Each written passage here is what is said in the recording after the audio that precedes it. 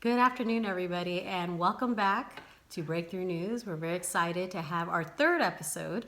And today, Daniel, welcome back. Thanks for joining me once again. Good to be here. Yeah. We're still here. If I can just jump right in. Go ahead. I had the privilege of watching the entire blood moon eclipse happen. And unless I'm a really, really bad Christian, I'm still here. So, like I told everybody, do not worry about these things. Right. Don't be fooled or caught up. Let me see, Joel 2:31, Luke 21:25, Genesis, etc. These are verses that, yes, are clues. But I always say it's the unexpected. All of a sudden, we have an unexpected blood moon. All of a sudden, there's a lunar or solar eclipse. Right. That's the time to start praying really, really hard. That's a really good point. It's out of nowhere. It doesn't say all these necessary. I know people think, well, no, there are verses that lead to these steps, that lead to this. I get it. But you have to understand, this is a different world. God had different plans for then to now. I think the signs still are relevant, but I think it'll happen out of nowhere. Because if we have time to prepare, then what's the point? Well, what did Jesus say? Look up to the signs of the sky. So, like what you're saying, if something just randomly or arbitrarily occurs, Right. then you're like, oh, snap. Like this is that, That's an issue. Yeah. Yeah. And then maybe you might want to think about, praying and telling that person you yelled at last, I'm sorry, and, Ask for say- salvation Yeah. if you haven't. Yeah. I think that's the time when we do it. Having said that, it was absolutely awesome. Yeah. It was awesome to watch the whole thing happen. I saw pictures and I was just like, this is pretty cool. Yeah. Like, I love anything like that. I was trying to get up, but I just couldn't. Wasn't feeling that great. But So glad we're sitting so close to each other. I know. It's great. It's great. However, it was really, I'm glad that this happened. I'm glad that it's over with now. So everybody can just calm down. Until tomorrow. Yeah. And apparently there's another doomsday, February 1st. Something else is supposed to happen. Yeah. Let me see. It was January 22nd that there was some kind of hidden, et cetera thing. And we're still here. 31st still here. So tomorrow we'll also still be here. All this stuff is on YouTube, and I feel sorry for you guys who put that up there. But Why do people give dates? it's mostly to get a name. I guess. Or they're just really, really deceived, and that's really the issue. It's some of it is ego, and some of it is what exactly are you listening to? Right. Whom? Ooh, yeah. Exactly. So I just want to tell everybody, please, again, use common sense. If you're a believer, pray. But don't necessarily just take anybody's advice because they clickbaited you. And saying that, it's Right. it's the end, and Right. here's the proof. Well, Right. I, again, don't think there will be leading up. I think it'll just be a sign, poof, one day, just a sign. Out of nowhere. Out of nowhere. That's what I honestly believe. Now, the moons are, traditionally, they're for Israel. The sun is for the Gentiles. So Right. let's just say, maybe we're all here, everything's great and gravy, but what if it is a sign for Israel? Well, then, we need to be praying for our Israeli brothers and for the whole country, the whole nation. So, so at the very most, let's do that. Yeah. Instead of, Freaking out. putting on Nikes and drinking the Kool-Aid and Wearing sweatpants. yeah, snip, like let's take it down a Those notch. people lived in a really nice, rich area. They could have just been roommates and had a great why would they give San it up Diego like house. that? To don't live, know. just to go to Jupiter? Well, the men, they lost a little more. They were a few pounds lighter. So maybe all those feminists might want to join that cult. They would reign supreme. Yeah. They could keep their parts. Yeah. I wonder what their hats are going to look like. But anyway, I just want to say I'm happy to be here. Yeah, Or of course. I'm just the world's worst Christian, and there's about a couple million of you missing. Having said that, Celeste, you saw the State of the Union. Yes. What's up? I really enjoyed it. It's really hard not to go, oh my gosh, Trump, that was the best ever. But I was really stunned after the State of the Union when I went on Twitter and CBS put out their little poll, and this is CBS, said that 8 out of 10 Americans polled thinks that after that speech, Trump wants to unify rather than divide the country. So they're finally listening. I think they just had to succumb to it sooner or later, Yeah. And then today there was another CBS poll that came out and said that 75% of the country agreed with the speech and liked it, and 25% didn't. Yeah. And then his rates with independents was also in the 70s. So, I mean, they helped him get elected too. So, I think that those are extraordinary numbers considering how hated he allegedly is. So Very that true. just shows that I think that these outlets have been falsifying things for Constantly. a long time. Yeah, yeah. And so I hate how people make a mockery of the term fake news when people have to retract and say, okay, that didn't happen. That is fake. I don't see what the big deal is. Right, Why are they these making fun guys- of something that actually is? they'll put something out and then 2 days later they have to recant it because it was proven Fake. that didn't happen, or this isn't how it happened, this is how it happened, so, People also call that lying. or yellow journalism. So, yeah. Remember when lying was bad? Yeah. So, We digress, but the Yes. State of the Union went very well. It was about 80 minutes, so that's a little bit long, and that's the criticism that the Washington Post had. They said, oh, well, the speech was a little long. That's the best they could sorry do. we couldn't hold their attention. I know. Sometime being front But I liked how he said, make America great for all Americans. He doesn't want to leave anybody out. So if, even people who didn't vote for him, he still wants to make this country great. He's actually even said that, right? Oh, yeah. Many, many times. Yeah. I loved how he mentioned the Cajun Navy. That helped, because he started out saying, this is what we've been through the past year. And so he mentioned like all the great things that Americans have done in the past year. And so he mentioned the Cajun Navy. And the Cajun Navy, they're known in the South primarily for rescuing people after a hurricane or something like that. So they came all the way from Louisiana into Houston with their boats. And I remember seeing pictures on Twitter. These are like caravans of boats and trucks coming to rescue people. So he acknowledged them. I thought that was fantastic. He acknowledged the people who were shielding people during the Las Vegas shooting. And of course, that narrative is falling apart every day. That could be a separate episode. So he acknowledged those heroes because there were a lot of heroes in that. And then he mentioned a Coast Guard's, I guess I can't say Coast Guardsman, Coast Guard personnel member. I didn't catch her name. I feel bad, but she was one of the first people to jump into a helicopter and start rescuing people during the storm. And how many saves did she get? 40. Wow. So she was there, and they acknowledged her, and I thought that was awesome. Yeah. He acknowledged a guy named David Dahlberg who works for the Forest Service, and he rescued, I think it was 60 kids at a summer camp during the Santa Rosa fires up north, those devastating fires that we had earlier this year, last year up north. So he was actually there too. They acknowledged him. So these are great stories, and this is just all a part of the American existence.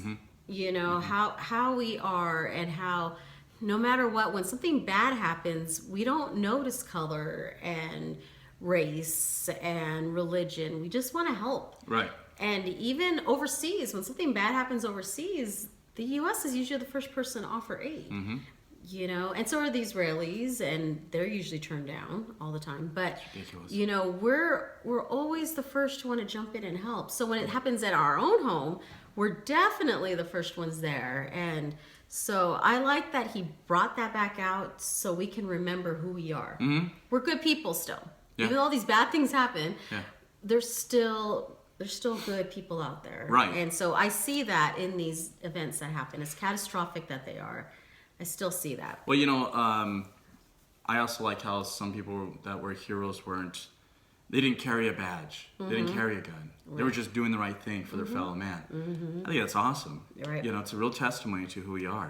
Whether you are a serviceman or police officer, federal agent, all the way down to just another individual here in our country, we do the right thing.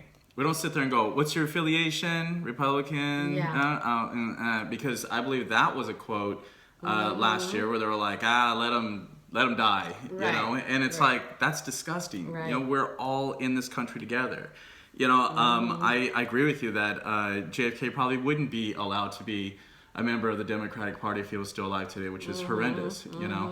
I think it's, he's unifying the country by saying, look, this person over here did this, these people over here did this. Right. From all different walks of life. Exactly. Exactly. They're not all just white, or they're not all, they care. Yeah. They jumped in, that one gal in the Coast Guard, she jumped in because she cared. She was doing her duty to, her fellow countrymen. So I think people need to see this country and the people in it. We're all brothers and sisters, we're all American, and we need to help out each other instead of going, well, you're a Democrat, I don't want anything to do with you. You're a Republican, or you're probably a Republican, aren't you? No, I'm not, actually. So I love saying that. That's always fun. We're both not Republicans, by the way. So these knee-jerk reactions people have all the time, just because you might like Trump, just because you might like Obama, whatever, or Hillary, we're all in this together. And I think that's the main, topic of Trump's speech. This is who we are. Now let's get to work. Let's get going. And that's what I liked. I thought it was very energizing. I felt a bit inspired listening to it. Yeah. He also mentioned, and he pointed out some people who now have even small business, they're thriving now due to the tax cut. Yeah. They're hiring more. And he mentioned a couple from Ohio. They had the best year they've ever had. And now they're going to hire a few more people. So, those, Doesn't sound like crumbs to me. No. Not at all. And maybe they're hiring 5 people, but then those 5 people will get a paycheck. And then they're going to go to the grocery store. They're going to go to their local, markets and buy things. It sounds like things are trickling down. Yeah. That kind of economic plan. Yeah. Yeah. Yeah. Anytime you walk into a store, you're a job creator. That's right. And we need to see that. So if people are getting jobs again, and not just these part-time jobs, because that supposedly were booming for the economy. Right, right. Service-based. These are real manufacturer jobs that are coming back, and then I'm sure people have seen the news about J.P. Morgan and Apple and all these big people that are going to hire more, or they're going to invest more, or they're going to build another headquarters or another plant, so all of that makes the country go. And I think people in DC, some of them, like Nancy Pelosi, are angry that she's not going to get our way. We're not all going to be hooked to the government like she wants us to, like they say, cradle to grave. Right. And Trump's like, no. You select your own destiny by your faith in God or whatever you believe in. You create your own destiny, and that's what I believe in. So. Yeah, and by the way, these Democratic leaders, they're not exactly living, paycheck to paycheck. They're not. Let's be real here. They don't even. Some of them probably don't even live in the districts they represent. No, they really don't. They get a salary of $175,000 a year, and some of them are multi-millionaires. Yeah. Millionaires, and they have multi-millionaire houses. So it's unbelievable if they don't want others to have that. Right. Unless you're a dreamer. Yeah. Then they're trying to open the doors all for you. But there's Americans out there who want school and higher education and need financial assistance, food assistance. Yeah, maybe the nation is starting to pick up and do great, but here in this state, and I will just say that we're in, you can say the state, right? We're in California. Yeah. Okay. Not great. There's people here who are seriously hurting. We have the highest rate for homelessness. We have nothing but in Orange County. Right, and we have nothing but I wouldn't exactly say California is conservative. you know, on its leaders. I think they're all pretty much Democratic leaders, including the crazy person in Sacramento, and nothing is thriving. You know, we have these, It's you know, staggering. minimal jobs. It's truly becoming the have and have-nots, you know, and they're doing that on purpose, I believe. I truly feel it's on purpose, you know. So when we have the highest tax rates, we're a huge state with Everything's natural taxed. resources. Everything's taxed. Yeah, the streets are still horrible, you know. Right. So again, I think that they're just upset that Trump is making more strides in this minimal amount of time versus 8 years of we care about you, but nothing's gone done. Like, just go for the Right. facts, go for the actions of the people. Well, I loved how Trump also mentioned the deregulation that's going on under his administration. And he mentioned, and I thought this, I never even heard of this, but he mentioned that with the infrastructure, that it could take up to 10 years just to get a permit just to make a road in some little place. It's ridiculous. And he finds that unacceptable, as I do. He wants to cut it down, and he said this in his address, maybe 1 to 2 years. The most, yeah. Yeah, that sounds right. Yeah. You know, so can you imagine if we start having this, like, and he also wants to, infrastructure was one of the topics he talked about. You know, if you go overseas, and I know many Americans don't, but if you go overseas, some of those airports and roads and bridges are amazing. And then I fly back into LAX, which looks like it's third world airport. You know, and even some third world countries have these amazing airports. It's shocking. You know, I went to one time I flew into Munich. The airport was, I walked around and I was just like this, just at the airport. You know, so it's remarkable to me that, you know, some people say, well, don't go there. They don't have first world infrastructure. Neither do we. You won't know till you go out there. You know, it's a big world, you know. You know, I'm sorry, go ahead. Oh, so anyway, he also talked about jobs and economy, infrastructure, immigration, trade, and then national security and the fight against ISIS. So that continues. The only thing I disagreed with him is he wanted to take all the credit for defeating ISIS. And I think that there's other groups and other countries who jumped in. Like Russia, like the Kurds.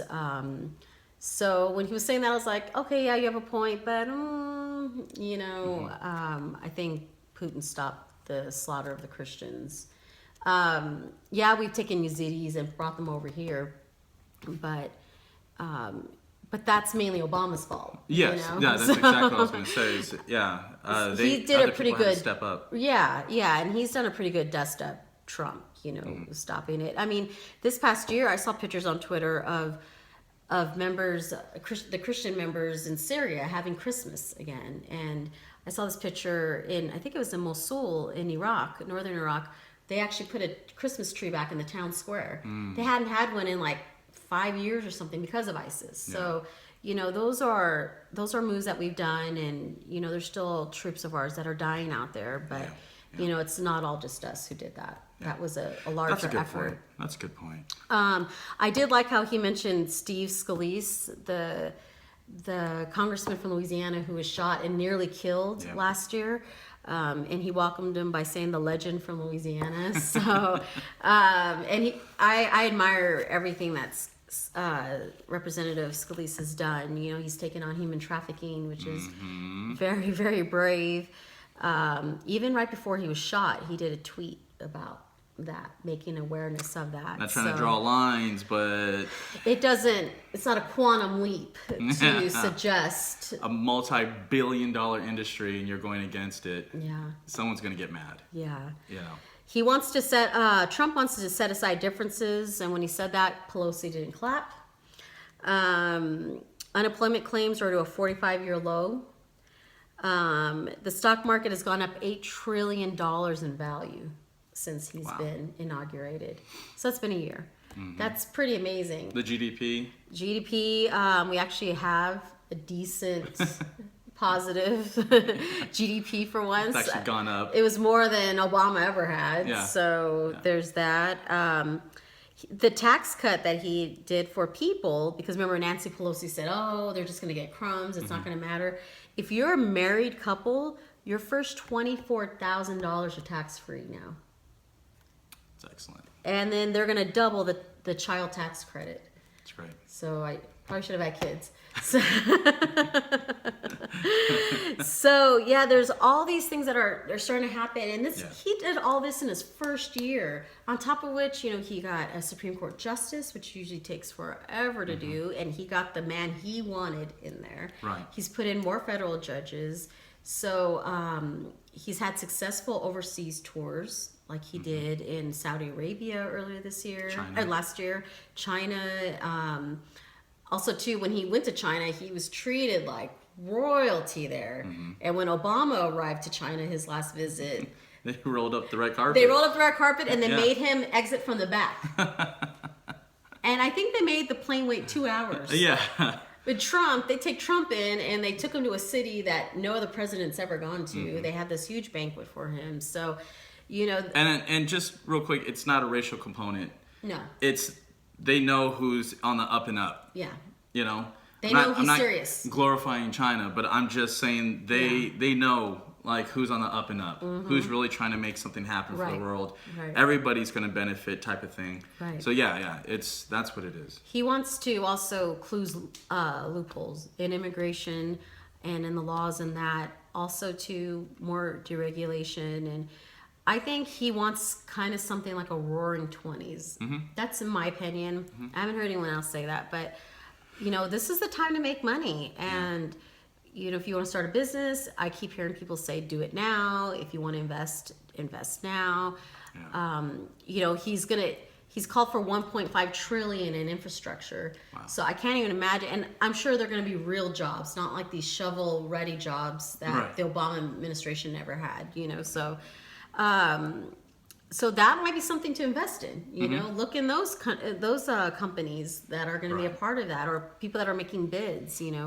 So I thought it was a fantastic speech. I had really enjoyed listening to it, and it's just nice to have a president who loves America and wants it to succeed. I felt like other administrations, they were just chipping away at it. Yeah. And then Obama really went in there and took a huge slice out of it. So Trump is gonna, it's not gonna be easy for him, and it hasn't been easy for him, and it's not going to be easy for him or anyone else who wants these things. But but that's the American way. Well, unfortunately, we're running out of time, but I think in the next episode, I'm going to do a comparison, because some people are saying that for some reason nationalism is bad because of Hitler. But next episode, I'm going to prove how he is nothing like Hitler with actual evidence, not just because he was a white guy in charge of things, which is absolutely ridiculous.